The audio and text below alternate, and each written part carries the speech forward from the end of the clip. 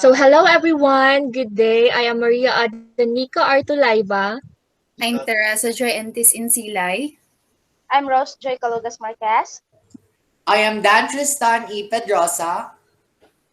And we are welcoming you to join our presentation about sustainable tourism in New Zealand. It is an opportunity where we can envision and think as to how New Zealand ideally develop a sustainable program in tune with New Zealand Tiaki Promise, which is to care for now and for future generation, protecting and preserving our land, sea, and culture. So New Zealand committed to sustainable tourism, leading the world in sustainable tourism. So that as an industry of New Zealand are resilient, innovative, and inclusive, they work together to provide strong benefits to the people and places of Aotearoa, New Zealand. So to deliver this value, New Zealand must achieve ambitious economic goals while sharing the overwhelming benefits with supportive communities, contributing to restoring, protecting, and enhancing their natural environment, and continuing to be a high-quality destination of choice for domestic and international visitors. So, tourism industry Aotearoa, the voice of New Zealand's tourism industry, is committed to establish projects that every individual businesses can work toward and achieve. These projects have been developed by industry for industry.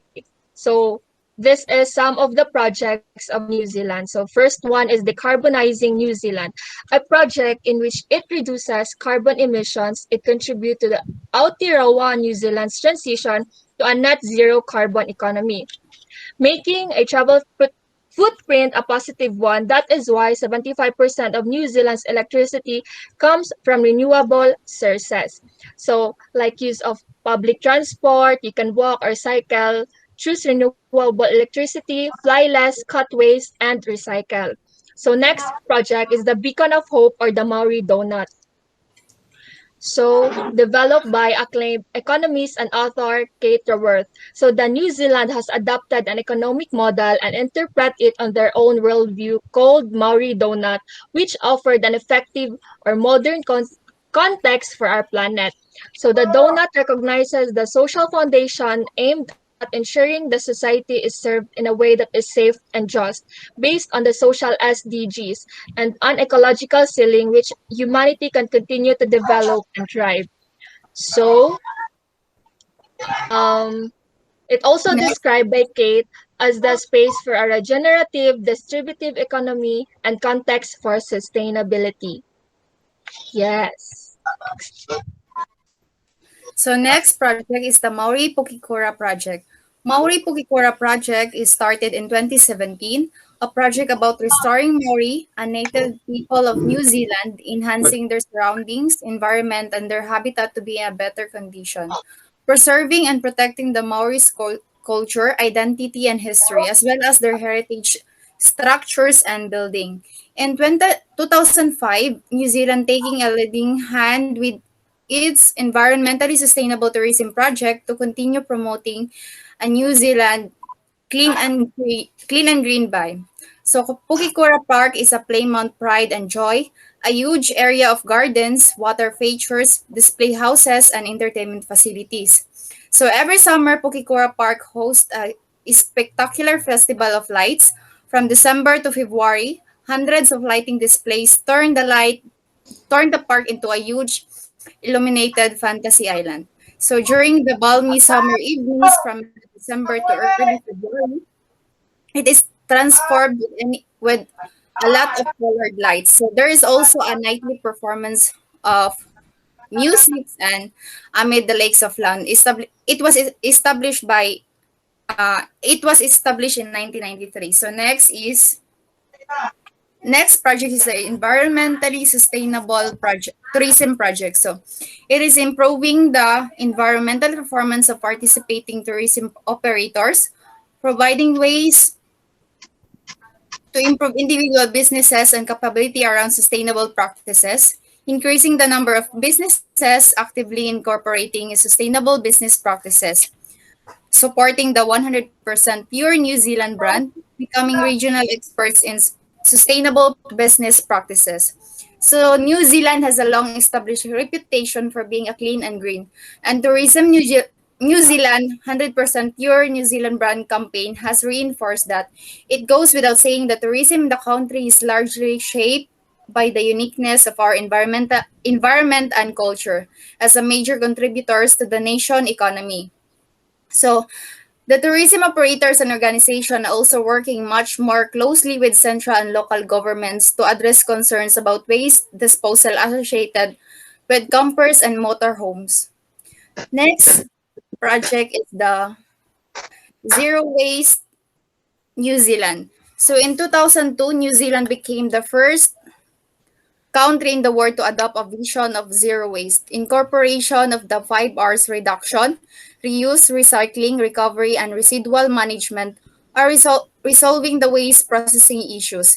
In addition, the Organic Waste Program aims to reduce the amount of organic waste deposited into the New Zealand landfills. Reducing methane emissions, the ultimate goal of zero waste is to minimize and eventually eliminate waste. So why New Zealand campaign zero waste? So zero waste is a goal that it is ethical, economical effect, efficient and visionary to guide people in changing their lifestyle and practices to emulate the sustainable natural cycles where all discarded materials are designed to become reused resources for other to use. So New Zealand has extensive experience in establishing and enabling waste minimization pathways in New Zealand. So the collection and disabling the export of electrons waste. So the circuit boards from the e-waste and exported to Japan where they are refined to extract gold, silver, and copper around other elements. So next is Zero Waste New Zealand provides networking and support to growing New Zealand industries where waste materials can be used as a raw material. Next is Zero Waste New Zealand provides consultancy and support services to companies and groups. Next. So next is the New Zealand sustainable activities. So first is hiking New Zealand. So this is the people of the hiking. It aimed and committed to awakening people to the benefits of the wilderness, where all hikers could benefit from such a recreational movements, where areas being able to recalibrate our mind and redirect our steps would be a victory that contributes directly to conservation and preservation of the nation. So hiking is a distance of walking of a less one overnight. States known as tramping. There are a number of walkaways in New Zealand.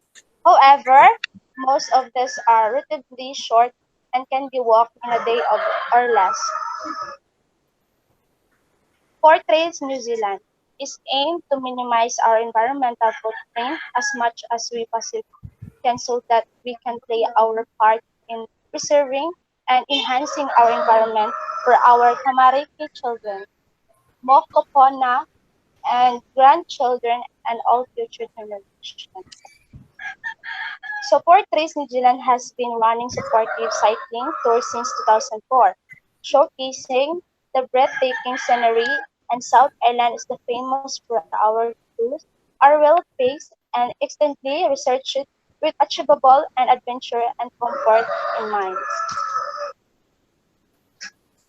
Next is Houghton Shearwater Project. The Houghton Shearwater Charitable Trust was formed October 2008 to encourage and promote the preservation, conservation research, public education, and sustainable management of the endangered Houghton's shearwater. So it's one of the few New Zealand seabirds that breed solely on the mainland. The two colonies are restricted to the alpine of the seaward Kaikoura Mountains behind Kaikoura. So it aims to gain greater ecological understanding of the Houghton Shearwater by facilitation research, mitigation traits, securing the two remaining mountain colonies successfully, managing the translocated Kaikoura Peninsula colony, and promoting awareness. So next, For please. Whale Watch Kaikoura, Whale Watch is designed to offer a high-quality whale watching experience and also preserving a valuable natural resource. Partnered with the New Zealand Association for Environmental Education, or NZAEE, is a national non-profit organization that supports and encourages environmental sustainability in Aotearoa. So basically, the cetaceans' lives have brought an enormous repercussion to New Zealand, especially to its humanity and tourism industry, because of how majestic their habitats are, how aesthetic their appearances are, and most especially how they move on waters. So, what humans should do is to start changing all their ways of achieving satisfaction and fulfillment by mandating rules and regulations, particularly in setting up precautionary measures in which people can only view the animals, take pictures, and only the licensed individuals could only feed all marine animals. Next.